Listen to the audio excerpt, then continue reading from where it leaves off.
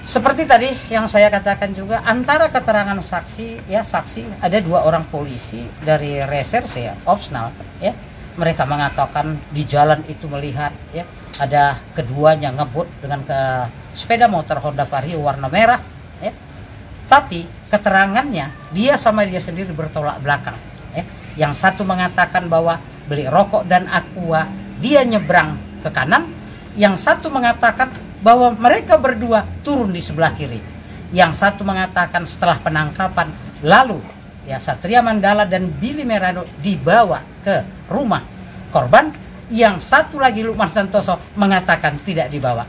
Terlepas dari itu semua, ya selaku penasihat hukum daripada Satria Mandala alias Rambo, kita hanya minta agar hakim ya mengedepankan hati nurani dalam memutus perkara ini berdasarkan fakta persidangan. Masuk ke bidadari, Bang Rambo turun, udah pincang kakinya.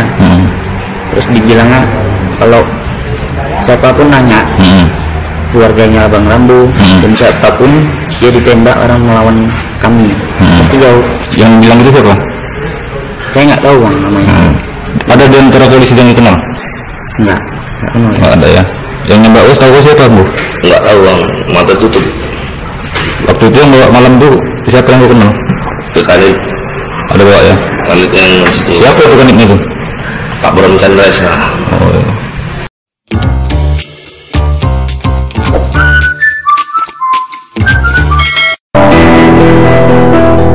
Dalam setiap hukum yang tak adil, pengacara turut pula memberi andil. Setiap hukum yang dipakai menindas, pengacara seharusnya hadir mewakili tertindas. Membela mereka yang dinista penguasa, mewakili mereka yang tak bisa bersuara. Pengacara berdaya menegakkan hukum ketika negara hanya kekuasaan belaka. Tapi laku pengacara ideal hanya bisa tercipta jika mereka hidup dalam keseimbangan rasa. Tak hanya mengejar materi semata, tapi peduli keadilan bagi kaum lemah. Mencari nafkah dengan martabat tinggi, bangga terhadap profesi, sehingga tak terbeli.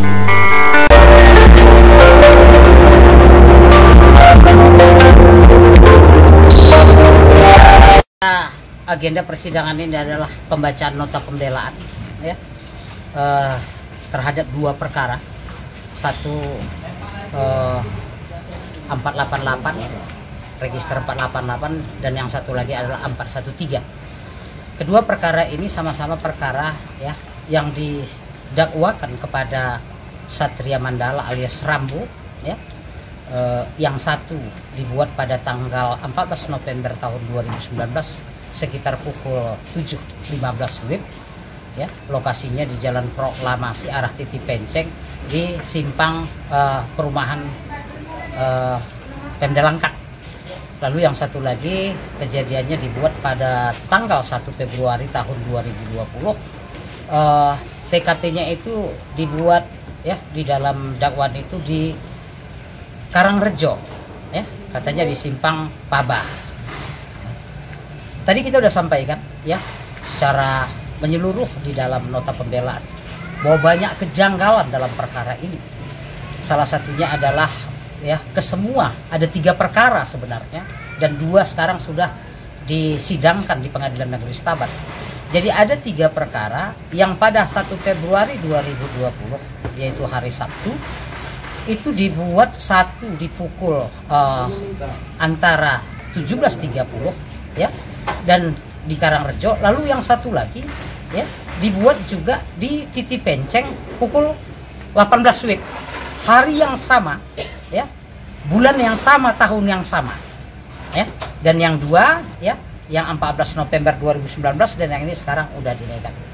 Seperti tadi kita sampaikan di hadapan majelis hakim bahwa banyak kejanggalan dalam perkara ini. Kenapa? Karena kesemuanya dari ketiga perkara bahwa yang dijambret ya atau ya bahasa umumnya begal adalah barang buktinya berupa handphone. Tapi yang dihadirkan kesemuanya adalah kotak handphone ya. Yang menjadi aneh gini ya, handphone itu ya seperti yang 14 November pemiliknya adalah salah seorang guru SMK Negeri 1 Kecamatan Stabat ya. Untuk teleponan, media sosial, WA, YouTube, ya. Tapi dia katakan dia tidak tahu emailnya. Ya. Itu yang dia katakan dulu di persidangan. Aneh, seorang guru SMK negeri, ya. Lalu yang korban atas nama Heriani juga di persidangan mengakui bahwa handphone tersebut dia pergunakan juga sama untuk Facebookan, untuk WA, ya. Tapi dia katakan bahwa dia juga tidak tahu soal email, ya. Terlepas dari persoalan email, ya, yang aneh dalam peristiwa pidana yang disangkakan kepada Satria Mandala alias Rambo dan Billy Merano, ya, bahwa mereka, ya, disangkakan secara bersama-sama, padahal, ya, menurut pengakuan dan saksi-saksi adecan pada tanggal mereka, ya, yang dituduh melakukan, kedua ini tidak bertemu, ya. Kedua ini tidak bertemu, ya. Dan Satria Mandala untuk 2020 hanya satu kali, ya, pergi bersama si Billy. Itu pada tanggal 1 Februari malam setelah setelah sholat Isya, mereka ada ke Diski. Hanya itu. Dan saksi ada chat juga yang dihadirkan dari Billy Meriano jelas mengatakan bahwa, ya, Billy, ya, pada hari yang disangkakan dia bekerja di Dorsemer milik pamannya, ya. Seperti tadi yang saya katakan juga, antara keterangan saksi, ya, saksi ada 2 orang polisi dari reserse, ya, opsional, ya. Mereka mengatakan di jalan itu melihat, ya, ada keduanya ngebut dengan sepeda motor Honda Vario warna merah, ya. Tapi keterangannya dia sama dia sendiri bertolak belakang, ya. Yang satu mengatakan bahwa beli rokok dan aqua, dia nyebrang ke kanan. Yang satu mengatakan bahwa mereka berdua turun di sebelah kiri. Yang satu mengatakan setelah penangkapan, lalu, ya, Satria Mandala dan Billy Merano dibawa ke rumah korban. Yang satu lagi, Lukman Santoso, mengatakan tidak dibawa. Terlepas dari itu semua, ya, selaku penasihat hukum daripada Satria Mandala alias Rambo, kita hanya minta agar hakim, ya, mengedepankan hati nurani dalam memutus perkara ini berdasarkan fakta persidangan. Mungkin itu dari kami. Tadi dari hasil sidang pledoi katanya ada membacakan si Rambo ditembak, itu gimana itu, Bang? Ya, dan si Rambo memang ditembak, ya, ditembak berdasarkan pengakuan dia bahwa dia ditembak, ya, ditembak 1 hari setelah ditangkap, ya.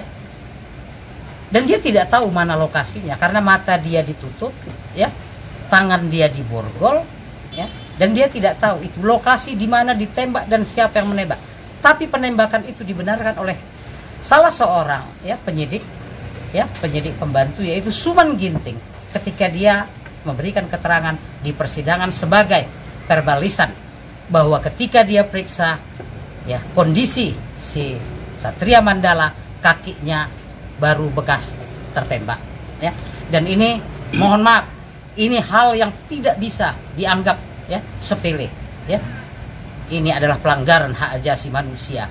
Tambah bahwa Satria Mandala dan Billy Meriano tidak didampingi oleh penasihat hukum ketika dilakukan pemeriksaan di Polres Langkat. Alasan yang mengatakan bahwa mereka didampingi oleh penasihat hukum Prodeo, tadi kita udah bantah semuanya bahwa tidak mungkin satu orang penasihat hukum Prodeo bisa melakukan pendampingan di 12 polsek ditambah Polres Langkat.